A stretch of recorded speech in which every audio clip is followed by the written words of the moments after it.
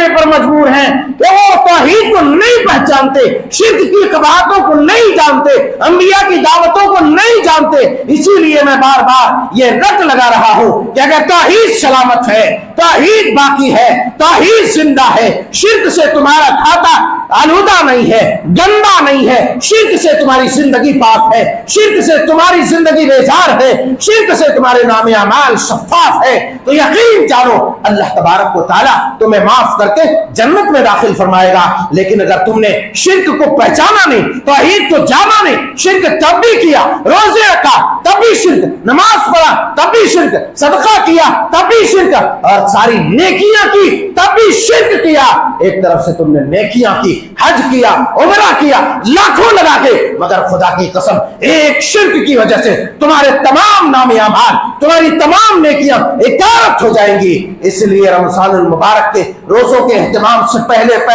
شرک کو جان کر شرک کی گندگی سے اپنے آپ کو پاک کرنے کی کوشش کرو۔ گالیاں دینے سے کچھ بھی نہیں ہوتا، میرا کچھ بھی نہیں بگڑتا، میرا سنورتا ہے، تیرا بگڑتا ہے۔ تمہاری نیکیاں مجھے ملے گی، میرا گناہ تجھے ملے گا۔ توحید کی فضیلت بیان کرنے پر آج بھی گالیاں دی جاتی ہے،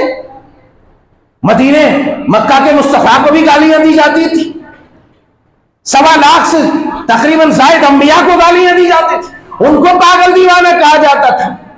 ان کو خبط الحواس کہا جاتا تھا، جادوگر کہا جاتا تھا، سب کہا جاتا تھا، مگر خدا کی قسم سارے کفار ہار گئے، سارے مشرکین ملحدین ناپید ہو گئے۔ اور آج کے بھی مشرکین چاہے کلمہ پڑھنے والے ہیں، چاہے قبروں کے پوجا کرنے والے ہیں، مندروں کے پوجا کرنے والے ہیں، مزاروں پہ جھکنے والے ہیں، کسی کے قدموں پہ، کسی کے دستار کے نیچے اس کے قدم پہ اپنی پیشانی رکھنے والے ہیں، ان لوگوں کا بھی وہی انجام ہونے والا ہے۔ اگر دنیا کائنات میں اور آخرت میں، اور الآخرۃ خیر وابقا، اگر کوئی چیز باقی رہے گی تو خالص توحید کے ساتھ جو روزے نماز، حج، زکات، صدقہ خیرات لے کر کے آئے گا، اسی کے نام اعمال باقی رہیں گے، وہی لوگ جنتی ہوں گے۔ کوئی مشرک کبھی جنت میں نہیں جائے گا، کوئی مشرک کبھی جنت میں نہیں جائے گا۔ اس لیے یہ بات پلے باندھ لو، یہ بات ذہن نشین کر لو، یہ بات یاد رکھ لو، اور اپنی زندگی کو جھانکو کہیں شرک میں مبتلا تو نہیں،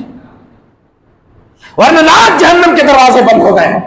تمہیں ریڈ کرنا پڑے گا، اور پھر جہنم کا دروازہ جب کھلے گا تو دھکے دے کے اس میں ڈال دیا جائے گا، کوئی نہیں بچا سکتا۔ جنت کے جو دروازے کھلے ہوئے ہیں وہ موحدین کے لیے، توحید کے پرستاروں کے لیے، جو اللہ کے ذات و صفات میں، اس کے معاملات میں کسی کو شریک نہیں ٹھہراتا، اس کے لیے جنت کا دروازہ کھلا ہوا ہے۔